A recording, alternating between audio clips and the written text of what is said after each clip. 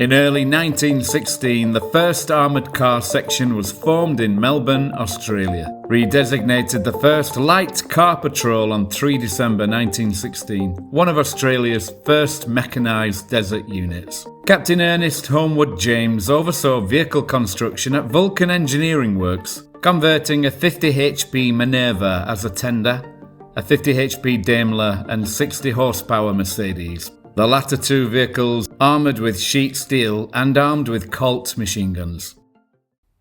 Deployed to Egypt in mid-1916 to support operations against the Senussi uprising, the patrol was attached to British light, motor and armoured units under the Western Frontier Force.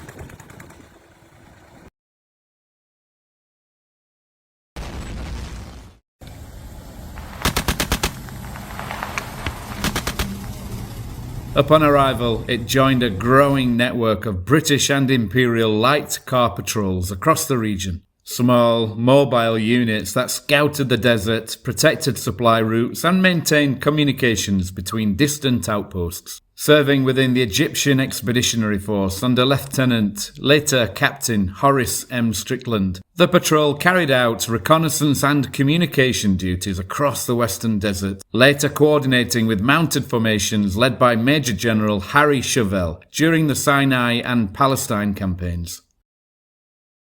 The Western Desert Campaign.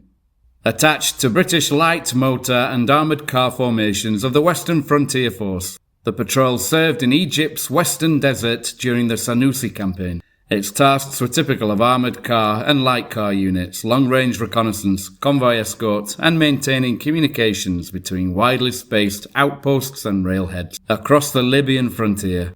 By late 1916, the three Melbourne-built vehicles were worn out from heat, sand, and lack of spares. The men, however, stayed in theatre and continued operations with other available transport. Re-equipment and the Ford Model T era. In early 1917, the section, by now renamed as previously mentioned, the First Light Car Patrol, was re-equipped from British depots with Ford Model T light cars and additional motorcycles. Likely the Douglas 4 HP flat twin 500cc models with possibly a few Triumph Model H 550cc machines also in service. The Fords were lightened and adapted for desert work with wider tyres, makeshift radiator condensers and primitive sun compasses that would, after the war, be perfected by Ralph Bagnold and be used by the Long-Range Desert Group in World War II. Light armour was fitted around vulnerable areas, such as the radiator and fuel tank, and each car was armed with machine guns, Vickers early on, with Lewis guns widely used later. The unit's 6 Ford cars nicknames Anzac, Bilzac, Ossatel, Silent Sioux, Imshi and Bung, reflecting their crew's Aussie humour.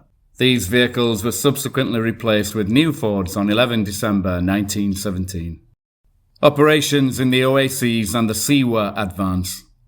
Based at Karga Oasis for much of the Western Frontier campaign, the patrol supported motorised columns, protected caravan routes, and guided supply lines across the desert. In February 1917, British columns, including Rolls-Royce and Ford motor elements, advanced on Siwa Oasis to disperse remaining Senussi bands. The Australian light car crews performed route reconnaissance, guided supply vehicles and undertook scouting missions, though shortages of fuel and water often limited the range and duration of some sorties. Sinai, Palestine and Syria.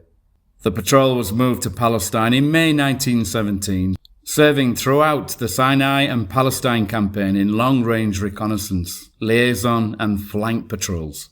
It often operated ahead of cavalry columns and provided escorts for senior officers on reconnaissance. The patrol advanced with Allied forces into Syria in 1918. Contemporary Australian War Memorial photographs show the unit at Aleppo in November 1918 with Model T Fords and motorcycles, evidence that by the war's end the patrol had reached the furthest forward positions of Australian units in the theatre. Legacy.